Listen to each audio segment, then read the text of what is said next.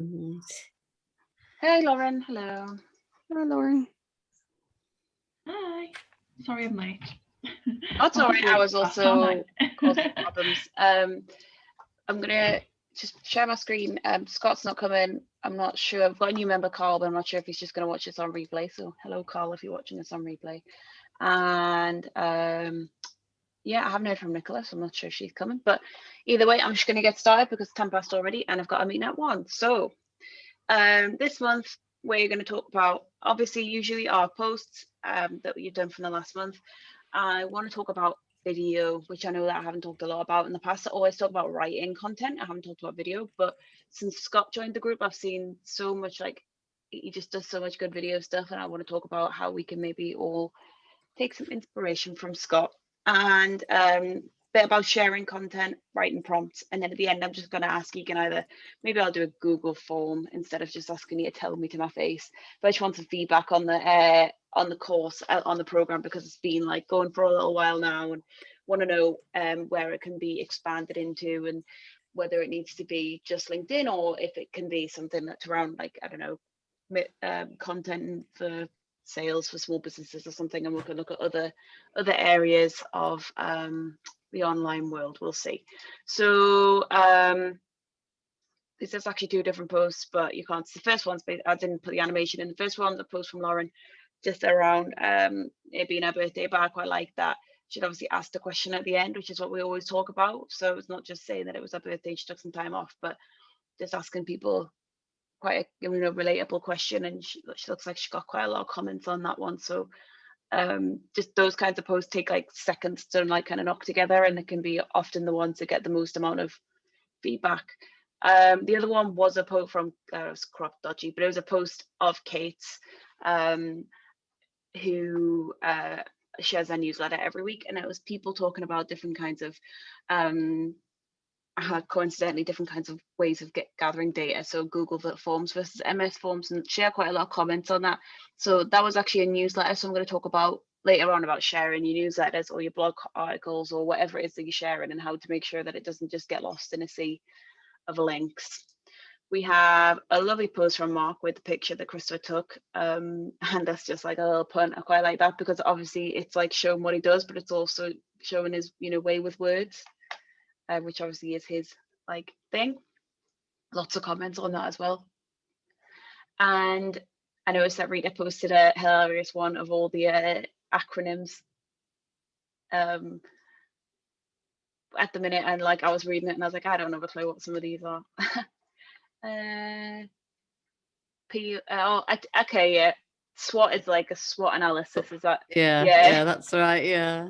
Well, actually, it took me a little while to think of them all, and on the phone, OTP, or EOD, end of day, COB, close of business. I like TLDR, so it's not what's TLDR? Too long didn't too read. long to read. That's right. Yeah. That's one it that just we use made a me lot. laugh. I was inspired by Line of Duty on Sunday night, and I wrote it. No, sometimes I'm watching it and I'm like not sure what they're saying, or I'm like, there's so many acronyms and so many phrases that we use, even though it's been gone for so many years, I still don't have a clue what's going on a lot of the time. So yes, and the last one is what's going to inspire the next thing, which is, you can all go on and watch Scott's videos. He's been doing them quite a bit. This is on his personal profile, but he's done some on the business page for Bedrock, and he's been doing these like roundup style pieces. This is specifically around an article that he found on one of the big kind of industry news of what he does, SEO, search engine land. But if you go on his profile, you'll see he's been doing like a weekly industry roundup of like what's going on, and like his opinion, and just like it seems to be getting like really good engagement. And in the past, I've said that I haven't really seen anybody other than the really, really big players on LinkedIn, like the people that you see all the time, like doing video stuff that's actually doing well, or like getting people to actually watch it.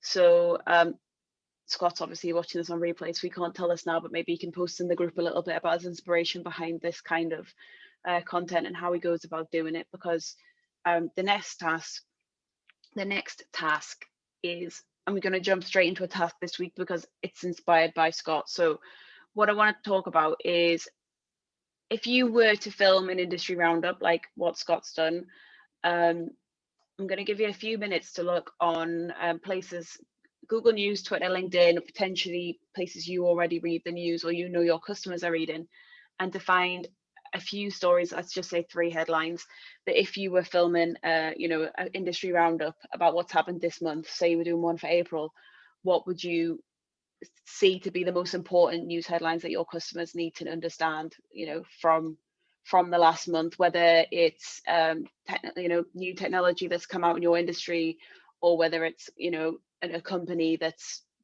made a huge copywriting gaffe and they've come across in a bad way, and you want to say that, you know, you want to make them as an example. So if you imagine that these stories are not just of interest to you, but mostly of interest to your potential customers and your existing customers. So what are your customers really caring about? Why do they come to you?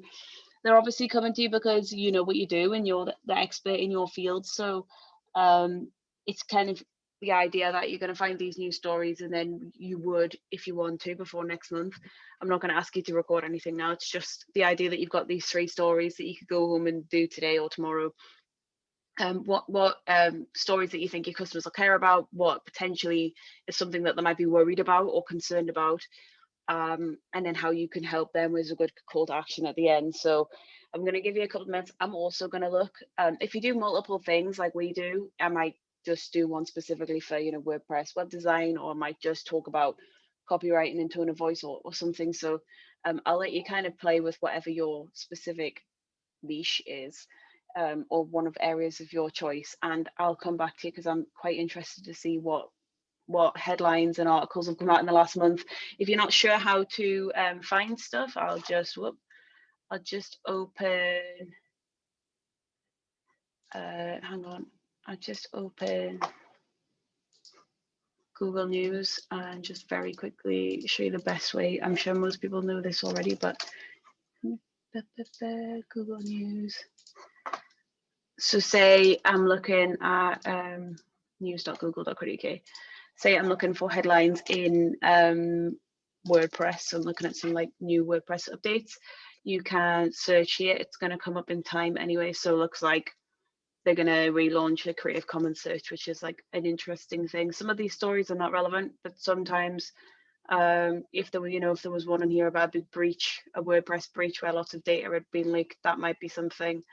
Oh, this is something that I probably would talk about: Wix, Sam's WordPress and marketing campaign, because it's both marketing and it's web design, so it like crosses over into a couple of our industries.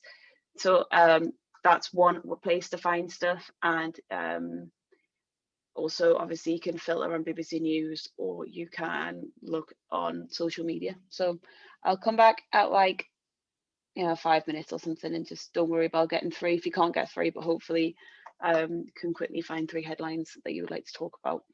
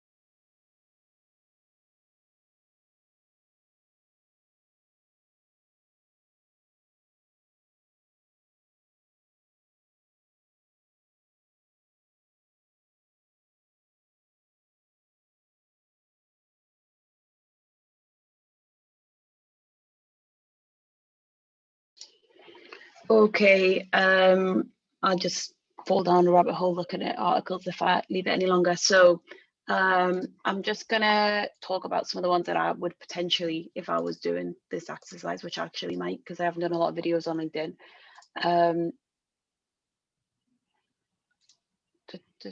Just share my screen and say what I would probably do. So I would keep it to like 5 minutes, because that's the free limit for the tool Loom, which is the tool that I would probably use to do this. This is an interesting article about a big food website that is going to remove all beef ads from the website. So obviously, from my point of view, that's interesting from an ethical point of view, but also it's a big marketing decision. So it's a website decision, but also a big marketing decision. And I think it's one of the ones that's going to get people talking. So I'm always talking to people about, you know, decisions on your website, how you want to be perceived by potential customers, how advertisers might see this company that now might not want to work with this company or might want to work with them more. So that's an interesting news article. The WordPress one that I just talked about, so the idea that Wix and WordPress are having an argument. I found an interesting piece about a female entrepreneur on Forbes. I like to read this. I haven't read the whole thing because I didn't get much time, but she was actually a copywriter. So that's an interesting piece that I might look into and talk a little bit about that lady. And then finally, I might give a bit of an insight into this gentleman, Jim Morris, who is an ad copywriter. So obviously that's like every copywriter's dream, is to write short little bits and get paid loads of money for it. And he talks about the fact that he actually did a philosophy degree, and I think that's really interesting because I also did a non-relevant degree. I did modern foreign languages, and so my degree wasn't necessarily directly relevant to being a copywriter. So I could talk about those things as like a little kind of magazine feature, I guess, like a roundup from stuff that interests me this month. It doesn't have to be news, I guess. It could just be like stuff that I found, which just a new format, isn't it? Like you maybe would have potentially put in a newsletter or in a post. Right. So did anybody find anything else I'd like to share? Just me and myself while I was talking. I think there's been one thing this week, and it hasn't been sort of framed as a news story, but there was a discrepancy between what Boris Johnson was supposed to have said about let the bodies pile high, and then the official comments that he said the bodies may pile high, and how there's such a subtle but devastating difference between that and how it's sort of used framed. Like how that one simple, like two little words changed in the language has such a absolutely, yeah. I think that would be a really good one for you, because you can talk about like the subtleties of syntax and like the odd one word, or how things get reported on and stuff. And then also from like a PR point of view, I think there's an interesting angle there as well. Definitely. Do that tomorrow. Oh yeah, definitely read that, Mark, if you do it. Yeah. With the video. Yeah, that would be good. I don't know. I found it. I was putting in business development and marketing. I was trying to think of my search options, and I mean, I found one was about a day in the life of a business development manager. Because it's quite interesting. Sometimes people don't realize what's sort of involved in that side. And we've talked about business development and sales and maybe the subtleties of that and what's different. But he said the one thing he found out was something that surprised him is keeping on top of legislation that changes, so that when you're speaking to clients and things, you sound authoritative about the subject, and obviously keeping on top of your industrial sector that you're working in, which I thought was quite an interesting point. Actually, that's what I was going to say when you were saying that you couldn't find anything specific about business development. I was going to suggest looking at an industry that is, well, you know, one of your customers or clients' target industries. So like, say you work with a lot of construction businesses, you could do a construction news roundup about like the commercial impact of certain decisions that have been made in the industry. So if you're a business that only works with, so you know, a specific industry, or works with a lot of you know, we work with, for example, like say we worked with a lot of retailers, I could do like a online retail roundup. So although we don't have our own shop, it gives us authority on, it shows that we know what we're talking about when it comes to online retail. Yeah, that's good. Okay, it's given me something to think about anyway. Yeah, that's great. Thanks. Lauren?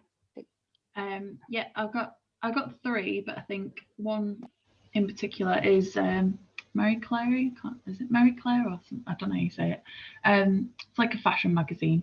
And they're talking about how to grow your personal brand fast, according to CEO Chloe Watts. I have no idea who she is, but I'm sure other people do. And she's given like 5 tips away about how to grow your personal brand, but not one of them mentions photography. However, all the way through, she's obviously had a brand shoot. So she's showing off, like, look at this lifestyle that I've created myself, and this is how I've achieved it. But none of it's talking about how she's actually achieving it through looking professional and looking good within a brand as well.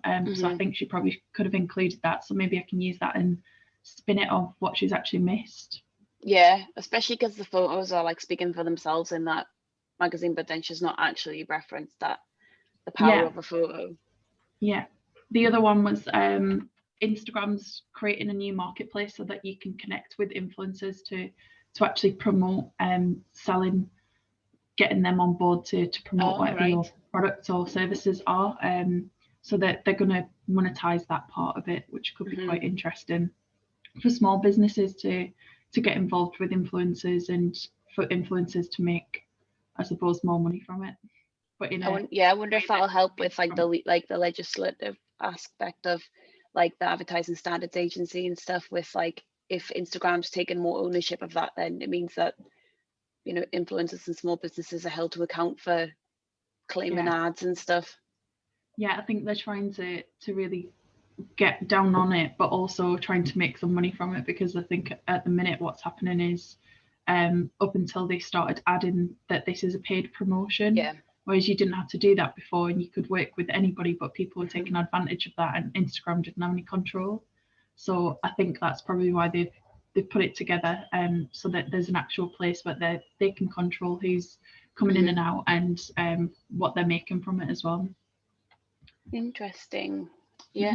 So that's another example of like, although you don't provide you Instagram services like management, but you know that a lot of your customers are using their photos on Instagram. So it's important that you know what looks good on Instagram and stuff, and what's changing on there, so you can, you know, adjust your services accordingly or whatever.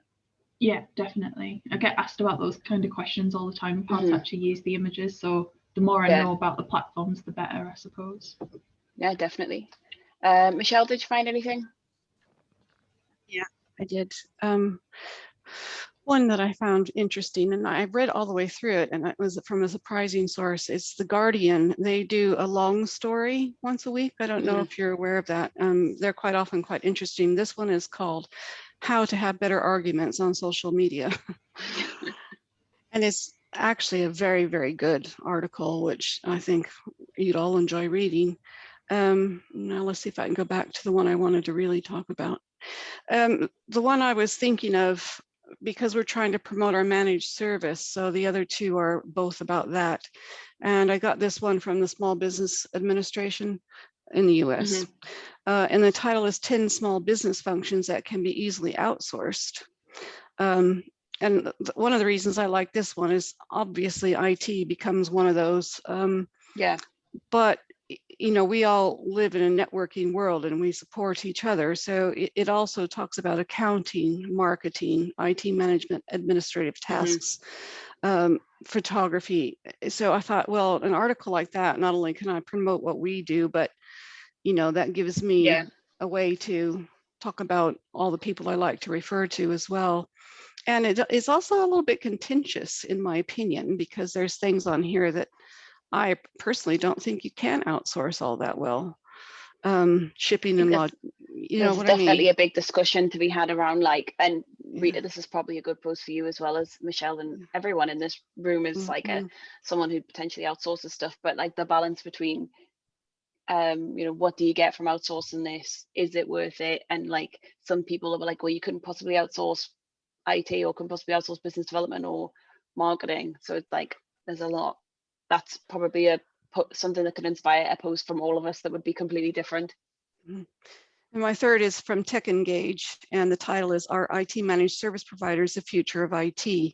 And that article is pointed directly at small to medium business. There's obviously synergy there for me, but it just occurred to me that as a group, one of the things we could do is somebody could start an article and then pass it over to the next person and the next person and the next person in our group, and hand off some questions to that next person. It would be interesting to do a like a progressive group article that just circulates around the whole team, our team. Definitely. Wouldn't that be sort of like a progressive dinner or something, you know? It'd be like ad libs. Yeah. Ad libs. Okay, all some really good ideas there. I'm not going to ask Craig because I've got time. So basically, I think you could potentially write that as a blog article or a newsletter, but I'm talking about this specifically with regards to video, because that's obviously what Scott's been doing. And I haven't seen a lot of videos out of the people in the group, except for Scott, and Lauren does videos as well. And I don't really. So I would like to start trying to do them. And Loom is a free tool that I've been using, and Scott taught us about it, and it's a screen recorder tool, so you can just, it's so easy, you can do it within the browser and you get your little face and whatever you're looking at. So you could be flipping between the articles. We could do a walkthrough of a website that we've built and say the decisions that were made behind it. Lauren could show the process behind first uploading a photo to Lightroom or whatever, and then what it actually looks like at the end. I think that sort of stuff would look really good, and I really like that you can see your face still. It's not just a voiceover. So yeah, that's what I'm going to ask as many. I mean, obviously not going to kick you out of the group if you don't do it by next month, but I would like to see some videos on the roundup next month, on LinkedIn videos where you've used a tool like Loom or something to record yourself and the screen talking about some topics maybe inspired by this discussion or the later writing prompt. You've just reminded me I've got our video to upload. Oh yes, the lovely cheesy video from yesterday. Right, I'm going to talk about, we've talked about a lot about how to share content from elsewhere. So whether you've written a blog post, a newsletter, you want to share something from your own website, whatever. Previously, I think it's been really difficult to do this. We used to do link in the comments, which I still see people doing, not in this group, but people outside of this group. And it just it looks naff now, doesn't it? Because, you can't even find the link, it gets lost in the comments. Someone shares it, the link goes away. It's just a bit of a nightmare. So obviously I also used to tell people in the group to edit the post, put the link in afterwards. Now I know that at the minute it's about the quality of your content. The algorithm's getting too smart for us to do these quick wins. So I'm going to say just at the minute, you're just going to be posting your link to your newsletter or posting your link to your website in the body of the post before you publish it. Make sure obviously it generates the thumbnail, and 3 hashtags after. So this is the order that I tend to do it: the bit of content with a question or something that's going to inspire people to read it or comment, your link, and then your 3 hashtags. And this one did pretty well. This was last week's newsletter. So I don't know if anybody has tried sharing content from elsewhere on LinkedIn recently this way, or if everyone's still doing the comments thing. I've done a couple of my newsletters that way. I haven't noticed too much of a difference. But then again, I think because I was in a part just before I broke up for my little holiday, where I was posting every day, so my algorithm, I suppose, did really well, but then it's dropped massively since coming back because I haven't been posting as regularly. Can't say that word either. Yeah, no, I've been struggling with posting as regularly. I've probably only been getting out 1, maximum 2 a week, whereas I would like to get and most of the time it's the newsletter and the podcast, whereas I would like to get posts out that aren't just me talking about my own stuff. So it feels like such a chore at the minute, doesn't it? Just I think it's been for engagement all the time. That's what I said to you the other day. No, I totally agree. I think it's been hard, and I think there's a lot more crap on LinkedIn than there ever has been. It's getting worse with regards to the quality of the content on there. If you follow Katie Thompson, who's another copywriter, she's been doing investigations into people literally copying and pasting each other's posts and then claiming that they're their own and stuff, the inspirational posts. So really I'm just trying to create something where it's in your little bubble, what's going to be seen by your potential customers, what's going to be relevant to your audience, and who also a big thing that's coming out of LinkedIn in the minute for me is referrals. So connecting with other marketers who are then or designers or people in my space but not quite offering my service, who need a web designer or need a copywriter. So a lot of the time it's not even the customers directly that are getting the work from. It's actually referrals from other people in the industries or kind of partner industries. Like Lauren is obviously a fellow creative, so she might pass work to me and that kind of thing. So that's been more what LinkedIn's been about for me recently. I've actually got a bit about repurposing content. This is Lauren's desk, and I'm hoping that it was so weird because I had done this before she mentioned her desk this morning, but I was talking about repurposing because John Esperian was talking about how he has a big database of all the LinkedIn posts that he's ever done, and sometimes he will go back to something he posted last year and like reword it or rehash it a bit and post it again. So like, I'm not talking about literally copying and pasting a post from last week and posting it again, but I'm talking about like over a year, 6 months ago, something that, you know, most of your followers might not have seen. So, you know, Lauren could post an update on a working from home desk, or she could post this with the same picture even, and just like, you know, rephrase it and say it's been a year since this happened. I don't know if anybody keeps a record or a log of what they're posting. I don't, but I'm going to start doing it because I want to have that bank of posts. This is what, like John was talking about, it's just the idea that you've got like a bank to dip into, so you can pull something out from 8-9 months ago, and it might be a post about imposter syndrome, which is something that we talk about, and then actually I think, right, okay, well, I haven't posted about imposter syndrome for 8 or 9 months, so I'm going to post another one, use the bare bones of that one, but just rephrase it a little bit. And if you're posting enough quantity wise, you know, a few a week, I'm not talking about posting once, not posting again for a year and then using the same post. I'm just talking about using old posts to inspire new ones. And just because you've done one post about imposter syndrome, it doesn't mean months down the line you can't post about it again. So sometimes your best inspiration is going to come from stuff that you've done in the past. I don't know if anyone has ever really put, the only time I will have ever done this is if I've genuinely forgotten that I have posted about something before and accidentally posted about it again. But I'm going to consciously, when I get a chance, scroll all the way back to maybe 12 to 18 months ago, see what I was talking about then, start to put those into maybe like a Notion or a spreadsheet and just think, well, these are some things that I could reuse and just like reword slightly for new people that obviously weren't connected to me back then. And are you purposely looking for content that's done really well in the past, or maybe didn't do so well, but you try it now? I think it could be both. Yeah. Because like a lot of people obviously saw this post, but then there might be something that you did the next day or a month before when you didn't have as many subscribers, or you posted didn't have as many followers, or you posted it on a time of the week which ended up being a really quiet one, and you were like, that post didn't get what it deserved, so you're going to try it again, you know, several months later. Has anyone else got any thoughts on that? No. I haven't actually, kept a check of what I've posted, and I think that's maybe not a bad idea, because I've just seen another article actually that was about the difference between marketing and business development efforts, and because I'd mentioned obviously this before, and I'm kind of thinking how I maybe twist that a little bit, but you don't want to keep overplaying the same message. That's yeah. I think it's like, it's when you start to post like really regularly and you've got like hundreds of posts to scroll back through, and people are already kind of thinking, no one's associating you with one topic or another because you've posted twice a week for 52 weeks would be like 104 posts. So, you know, you could potentially have that many to kind of, out of that 10% of them might be something that you felt didn't like. I was thinking ones I did really well, but actually like Lauren's point about ones that didn't do as well that you feel like deserved more might be better, because fewer people saw them, less people. So briefly on curating your newsfeed, this is what I've been trying to think about, how to make LinkedIn just like a better place to be, because it is a hard place to be. The content on there is mostly crap, except for people, you know, that are your friends or fellow, you know, people you know in real life or you've worked with. But I think this is another thing John's been talking about, John Esperian, who's like the LinkedIn guru that I follow. He's talking about just unfollowing people, and because if you are unfollowing people, they don't know you've unfollowed them. It's the new version of mute, basically.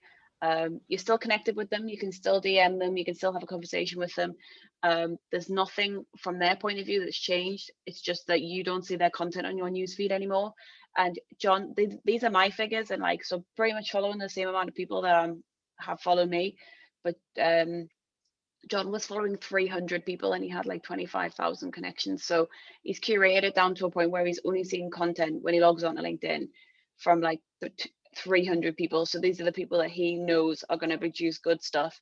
And anybody else he's happy to be connected with, because they could be a potential customer and they can still see his stuff. But he doesn't really want to see theirs because he wants to make LinkedIn like a good place to be. So this is something that I'm going to do before next month. So I'll share my figures again with you next month, but I'm going to give people like a couple of chances. If I see stuff on that, I'm just like, ugh, what a load of rubbish, I'm just going to unfollow them, because you know, nobody's got time for that basically. Has anybody used the unfollow tool before? No, you can do everything easily. You don't even have to go in their profile. You can do it from a post. So it'll just be the 3 dots in the corner and press unfollow, or you could mute them, but then it wouldn't come up on this data. So you can find this out by going to this link, which I'll obviously share in the group. You can find out how many people you follow versus how many people follow you.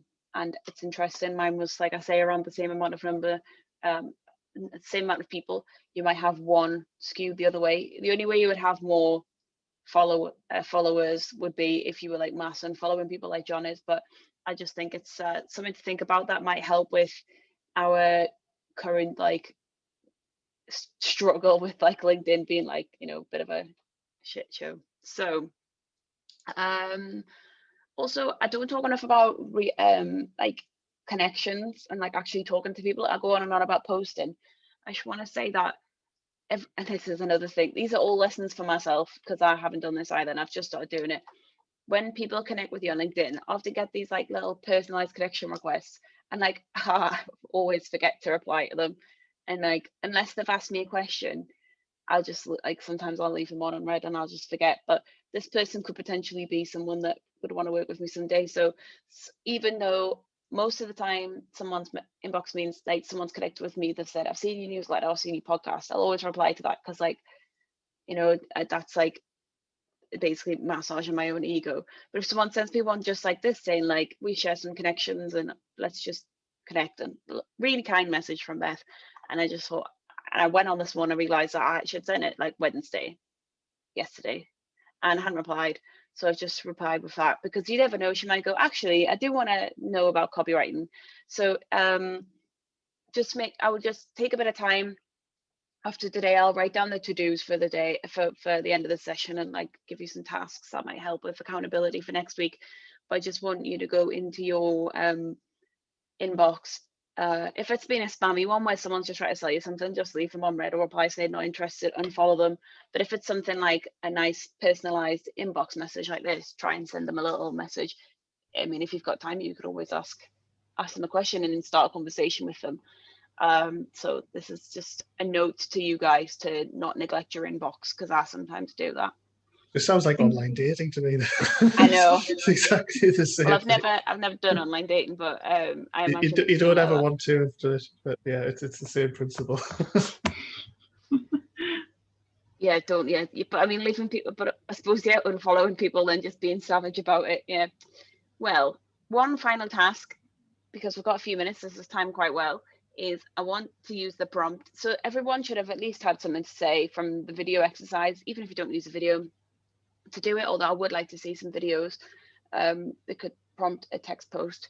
But here is your big one for this month, which is this time last year. And why don't you guys think about what do you know now that you wish you knew that this time last year? What's been your biggest lesson learned, most significant challenge? Has the last year changed your perspective on anything? These are just ideas for prompts.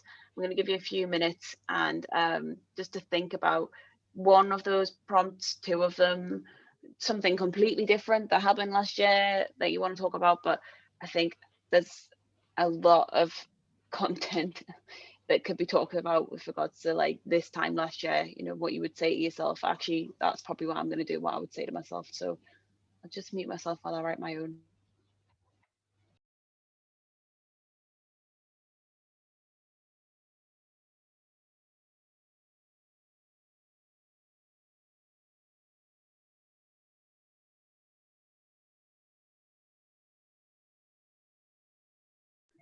I'm gonna have to drop off because I've got a meeting starting soon, but I'll see you next time.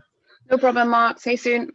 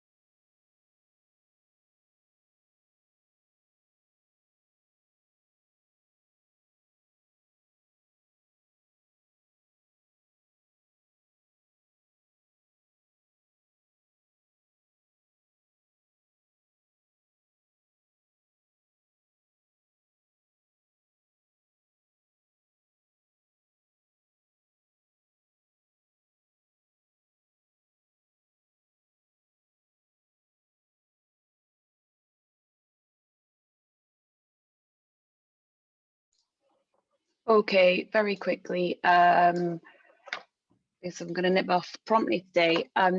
Mine is share my screen. I just shared the wrong thing.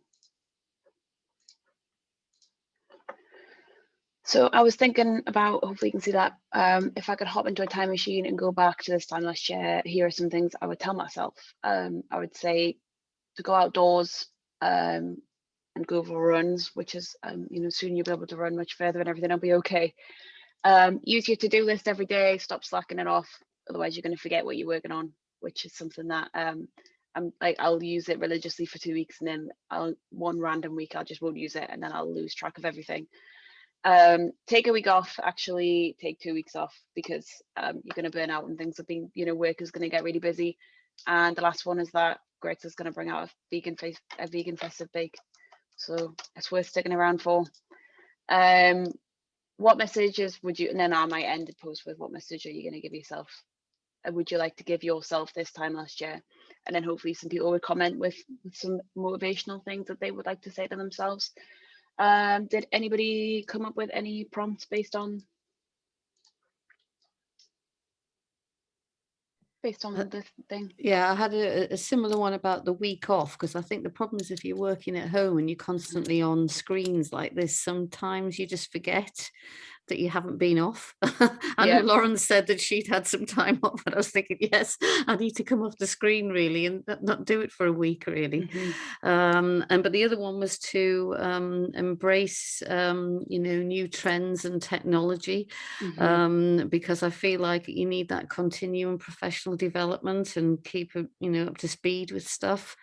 I mean, you know, there's so many different software applications, isn't there? I mean, you mentioned Yeah. Loom today. I mean, obviously I have heard of it, but I've never used it. But there's so many things that I feel like I just need to keep on top of that, and because that helps your everyday business. Definitely. That's a good one. Michelle, do you have any? Yeah. Well, mine is this time last year, we didn't spend a lot of time or even think about downtime procedures. That many of us had general disaster recovery ideas of how they would recover from a one-off disaster, but we didn't take into account coming to a total stop with the pandemic, and how some people have thrived both in business and personally, and then listing out some examples of that. And other people have really suffered, both financially, but also with their mental health. Just kind of exploring, you know, what happened during this last year. I think generally speaking, most people have put more apps on their phone, found more software applications, spent more time online, if I'm honest, than they normally would. In the beginning, I think it was quite nice for families. They got to spend time together, relaxing at home. We saw that in our back gardens, all the other people having barbecues every day. So it's just kind of almost amusing of the good, the bad, and the ugly, and what keeps are, what the changes are, you know, from the whole year's experience. Yeah, definitely. Lauren, do you have any thing for your writing prompt? Yeah. The temporary desk, I thought this handmade desk was going to last for 3 months and that would be back in my office upstairs. So that didn't happen. I'm still downstairs. And then event photography was probably, I'd say 99% of my work before the pandemic. And now I'm not even thinking about going back to that. Brand is everything now. And it's really helped me to just niche down and grow my business to a point that I'm probably making more money than I've ever done in my life. Wow. So yeah, that's been a big one. And the virtual photo shoots as well. So I never thought that that was even a thing. So use it, like Rita was saying, like using technology that's just came as a result of the pandemic and putting us into situations that people have really been innovative, I suppose, on creating new ideas and things that can help us to grow our business, or even to do something with our business rather than just being sat still and not being able to do anything because of the situation around us. Yeah, oh, absolutely, yeah. Craig, did you have anything that you would have said, or any prompts for this one? I was just probably something musing about like feeling a bit like not fitting into employment, and like even though I was a manager, it wasn't right for us, and like not really knowing what was happening, and just like just to trust the lifestyle we were building at the time, that things were going to work out. Hmm. And they Very did. good. Certainly did. Okay, my very last slide is just about what more you would like to see from the toolkit, and how we can maybe change it or grow it. And I think I'm going to do a Google form so everyone can give their anonymous feedback, because it's been going for like 9 months or something now. And I just want to make sure that I'm not just saying the same things every month, and that people are still feeling like they're getting something, because I think these sessions have almost grown to be more than just LinkedIn, and it's like an accountability club for content marketing and stuff in general. So maybe we'll branch out from just LinkedIn, and we'll talk about other types of ways where you can grow your personal brand and your business brand online. But that's my thoughts. You might think LinkedIn only, so just let me know in the Google form, which I'll post in the LinkedIn group. So does anybody else have anything to add for today? No, that was great. And I think you're right about the accountability. That's why I like it every month, because it just keeps me on track and keeps me more focused. But Yeah. happy to look at other ways that can be widened. Definitely. Yeah. But LinkedIn was my fear factor. So I think you've broken down the barriers, Ellen. I'm glad. I'm going in. I'll see you on the other side. Oh dear. Never mind. Okay. Okay. Look, I don't know if Lauren was going to say something there, because I was going to say I agree, but also now, like, since doing this, I would say that 90% of my income comes from LinkedIn, either through referrals through LinkedIn, or actually just random people messaging and saying, I've heard about you, or can you do this? Whereas before, I wasn't making anything from it. Yeah, I think one side of it that we haven't explored a lot is that it's not just your customers you're talking to, but it's like people who could potentially be like a super referrer. So somebody like Sarah that me and Lauren know is like a marketing consultant, and she outsources work to specialists in their area. So she's the sort of person that like would, I wouldn't, some people might think, well, I'm not going to connect with another marketer, but actually she could want a specific copywriter, or she could want a specific photographer. And it's just, growing your network of all the people. The same as networking in person works. You're not always just constantly trying to sell. A lot of the time you're trying to build a relationship, and then they might go, oh, well, actually my customer needs your service, or it might not be directly them being your customer. Yeah, so definitely. That's it from us this week. I'm going to share the video as always in the group, and I'll send an email, and we'll see you again next month. Thank you. Bye, Thank everyone. you. Bye. Bye.